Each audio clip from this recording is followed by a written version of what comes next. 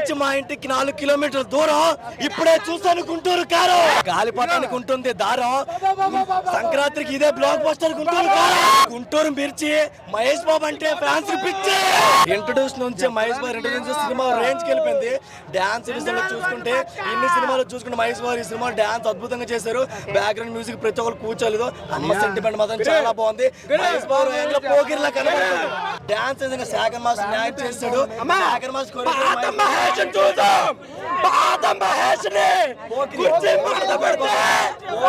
మన దేవుడు నా జనరేషన్ ఎవరైనా జనరేషన్ ఒకటి మొగలు లేడు. సంక్రాంతి మహేష్ బాబుని సంక్రాంతి మొగడు దేవుడు.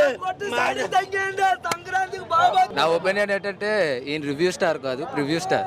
చూడాలంటే థియేటర్కి రావాలి, రివ్యూలు కాదు. థియేటర్కి వచ్చి చూసి ఆ తర్వాత మాట్లాడాలి.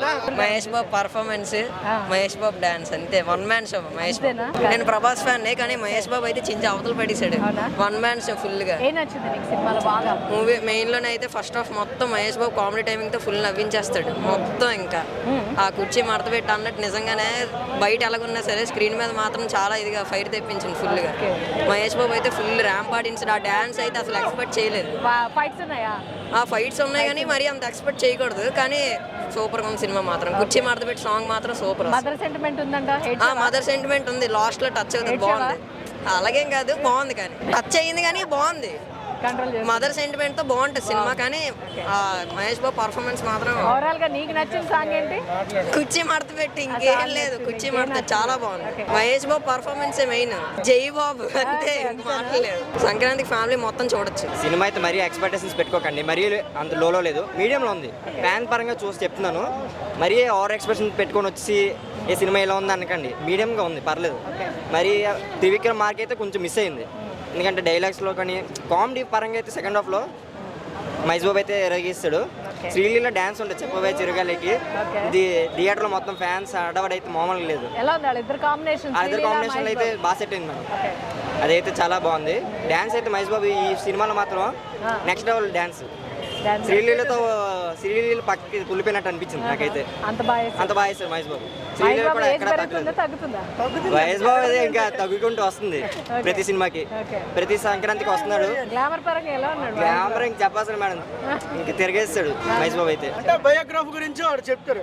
ఓన్లీ ఫ్యాన్స్ కి ఆ బయోగ్రఫీ అనేసరికి ఒకేసారి కూసుకొని వచ్చింది. మొత్తం ఓవరాల్ గా సినిమా సూపర్. అందులో మా గురించి కూడా కొంచెం అది బయట వాళ్ళకి పెద్ద వాళ్ళకి కూడా అపాయింట్మెంట్ లేకుండా మా కోసం ఉండడం చాలా బాగుంది. బ్లాక్ బస్టర్ మూవీ సూపర్ గా ఉంది. సంక్రాంతికి యాప్ట్ మూవీ అన్నమాట. Worth watchable with each and every family member. చాలా చక్కగా సూపర్ అన్నమాట. చాలా బాగుంది, ఎక్సలెంట్. అసలు ఏం చెప్పాలంటే ఇంత డాన్స్ ఇంతకుముందు తను ఎప్పుడు చేయలేదు. ఫస్ట్ టైం తనకు మంచి పార్ట్నర్ దొరికింది.